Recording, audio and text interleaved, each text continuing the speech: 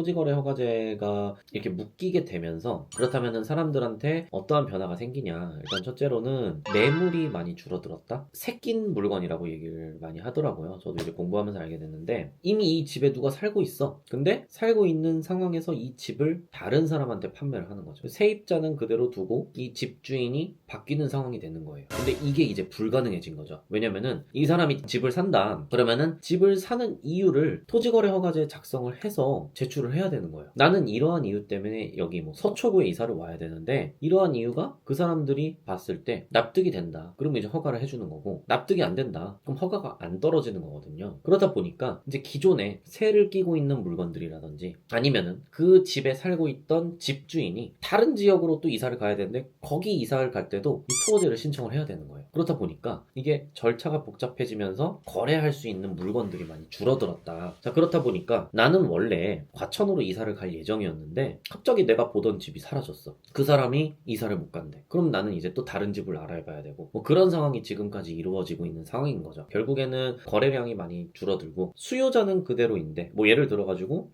나는 이제 동작구에 이사를 가야 돼. 뭐 직장적인 뭐 직장 이유라든지 뭐 이런 다양한 이유가 있겠죠. 그래서 나는 무조건 동작구로 가야 되는데 수요자는 있는 거야. 근데 여기에 이제 판매하려고 했던 물건들이 사라지게 되면서 집값이 어떻게 보면은 호가가 오른다고 얘기를 하더라고요. 계속 이렇게 오르는 거죠. 집주인들이 나 10억에 팔고 11억에 팔아야지 이렇게 올려버리는 거예요. 그럼 누군가 이제 구매자가 나타날 수 있는 거니까 그런 식으로 이제 뭐 집값이 오르고 내리고 하는 상황인 것 같아요. 그래서 결과적으로는 공급과 수요의 줄다리기인 상황이 지금인 것 같고 저도 잘 모릅니다. 뭐 집값이 오를지 내릴지 뭐 그걸 어떻게 알겠습니까? 필요에 의해서 사는 게 맞는 거죠. 자, 그래서 저도 뭐 이런 과정에 부동산 공부를 한다. 자, 그럼 저도 너무 궁금했어요. 도대체 부동산 공부라는 게 뭘까? 뭐 이런 제도라든지 이런 것들은 그냥 우리가 뭐 뉴스 기사라든지 이런 걸 통해서 쉽게 접할 수도 있는 거고 대출에 관련된 공부를 한다? 그럼 대출도 다 결국에는 이런 조건에 의해서 너는 대출이 나와 너는 대출이 안 나와 이런 것들은 다 정해져 있는 거거든요. 부동산이라는 걸 공부해보면서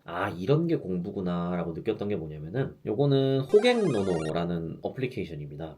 호갱노노라는 걸 보게 되면은 이렇게 굉장히 많은 집들이 이런 식으로 얼마에 지금 거래가 됐는지 뭐 이런 것들을 간략하게 보여주는 어플리케이션이라고 생각을 하면 될 것 같아요. 그래서 뭐 예를 들면은 되게 유명한 지역이죠. 여기가 이제 야탑 분당 있는 지역인데 뭐 야탑 임해 뭐 서현역 순회역 뭐 이쪽에 내가 관심이 있다 그러면은 찾아보는 거예요. 여기 24평 집이 지금 12억 8억이네. 분당 순회동 양재 마을 한양은 요 정도 가격을 하는구나. 뭐 이런 것들을 이렇게 찾아볼 수 있는 어플인데 요걸 통해서 이제 사람들이 손품을 판다 그래요. 내가 살 수 있는 금액대에 어느 동네를 갈 수 있는가. 그래서 뭐 예를 들면은 뭐 10억이 있다. 그럼 이렇게 해서 뭐 평촌 지역도 볼 수 있겠죠. 그죠? 뭐 평촌에 보면은 여기 뭐 인덕원이라는 동네 지금 이 가격에 거래가 되는지는 또 자세히 살펴봐야 되지만 아니면은 여기 범계역 근처에 뭐 이런 아파트들 무궁화 한양 아파트, 코오롱 아파트, 뭐 건영 아파트 이런 데 지금 보면은 뭐 8억 최근 실거래 기준 1개월 평균이 8억이라고 나와 있죠. 그래서 이런 식으로 쭉 보는 거예요.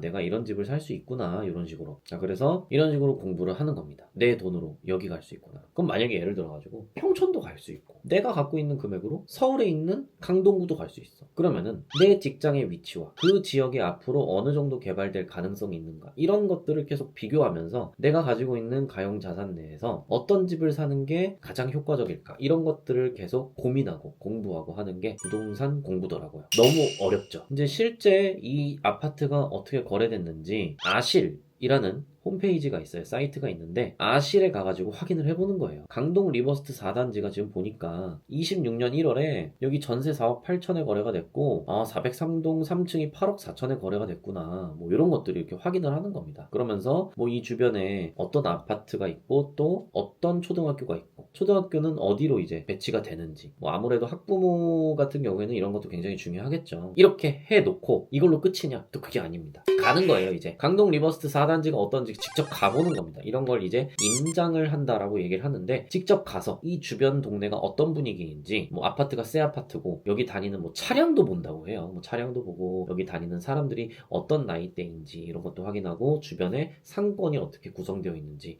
학교가 뭔지 지하철역이 어디에 생길 예정인지 뭐 이런 것들 전반적인 모든 걸 다 확인하는 게 임장이라고 합니다. 그래서 그 경지까지 오르게 되면은 내가 가지고 있는 돈으로 어딜 투자하는 게 더 좋을까 좋을지 이런 판단이 더 잘 서게 되겠죠. 제가 말씀드리고 싶은 거는 이런 식으로 미리미리 경제에 관련된 내용들도 조금씩 들어놓으면 도움이 되는 것 같아요. 그럼 내가 다니는 학원 대치동이야.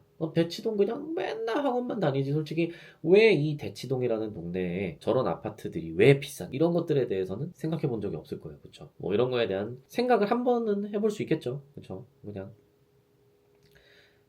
안 해도 돼요. 공부나 하세요. 그죠? 공부만 열심히 하면 됩니다. 제가 헛소리를 했고요. 자, 어쨌든 이런 식으로 핫한 이슈에 대해서 한번 말씀을 드려봤어요. 이거를 보는 뭐 학생들 뿐만 아니라 이사를 예정에 두고 있는 분들, 뭐 그런 분들도 아마 큰 도움은 아니지만 대충 이런 절차 같은 것들에 대해서 어느 정도 아실 수 있게 됐다고 생각을 해요. 그래서 오늘은 여기까지 말씀드리도록 하고, 이런 비슷한 영상은 뭐 경제놀이라는 이제 재생 목록에 올라가게끔 한번 저도 공부를 많이 해서 여러분들께 도움이 될 수 있는 내용들을 이렇게 간단하게 그리고 설명해 드릴 수 있게끔 한번 노력해 보도록 하겠습니다. 안녕.